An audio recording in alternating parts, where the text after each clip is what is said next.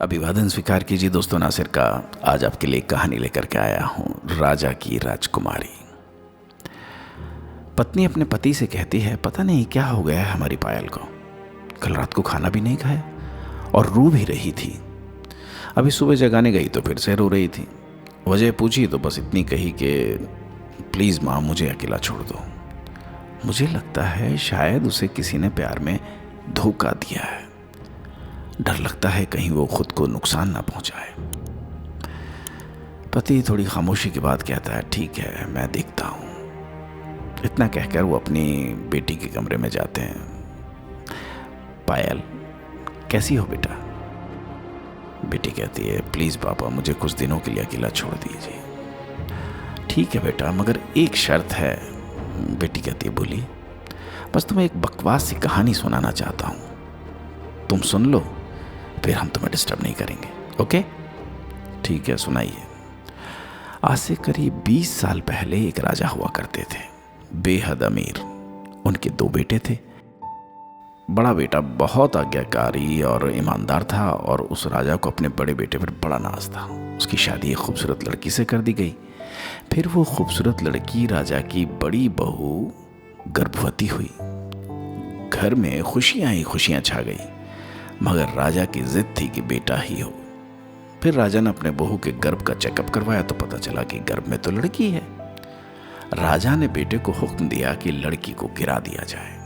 आखिर बड़ा बेटा आज्ञाकारी था, ना तो करेगा नहीं, मगर पता नहीं उस पागल बेवकूफ को उस वक्त क्या सूझी कि 2 दिन बाद उसने अपना राजपाट, धन दौलत, शानो शौकत सब कुछ छोड़ के अपनी गर्भवती पत्नी को लेकर महल से गायब हो गया। सच कहूं तो वो बड़ा बेवकूफ और पागल था। लोग बेटियों को बोझ समझकर गर्भ से नष्ट कर देते हैं और वो एक बेवकूफ पागल एक बेटी के लिए तमाम सुख सुविधाओं को ठोकर मार दिया और बाहर निकल गया।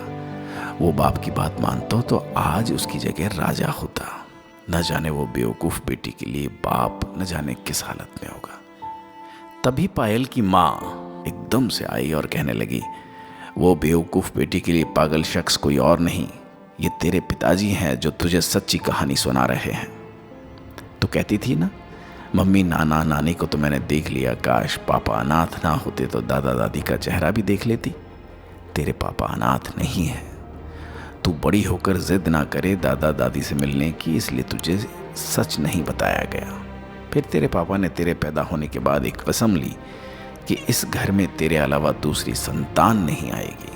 अखबार में इश्तिहार देकर तेरे दादा दादी ने बेटी को लेकर ही वापस आने को कहा। मैंने भी जोर दिया वापस जाने को, मगर तुझे गोदी में उठाकर तेरे पापा ने बस इतना कहा, जिस घर में मेरी प्रिंसेस की हत्या का फरमान निकाला गया हो, उस घर में एक राजा कैसे सांसें ले सकता है। अब नज़ारा अलग था। पायल की आंखों में पापा के लिए सम्मान, उनकी मोहब्बत के लिए ढेर सारा प्यार, उनकी कुर्बानी के लिए सम्मान बढ़ रहा था। आंसू थमने का नाम नहीं ले रहे थे, मगर सब कुछ अब सिर्फ पापा के लिए था। पापा ने बस आखिरी शब्द इतना ही कहा अपनी बेटी को, मैं नहीं जानता कि दुनिया तेरे बारे में क्या सोचती है, मगर तू मेरे लिए बेहद अनमोल है।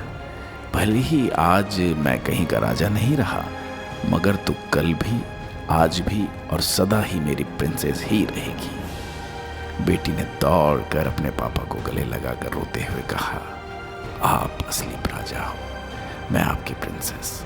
सबकी पलकें गीली थीं, मगर ये एक नई सुबह की शुरुआत थी जहां प्रिंसेस फिर से अपनी रियासत में लौट आई थी।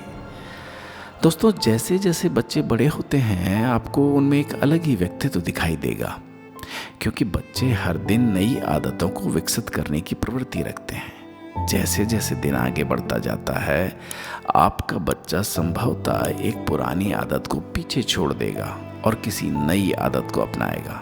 बस ज़रूरत है उन्हें संभालने की। अपना ख्याल रखिए।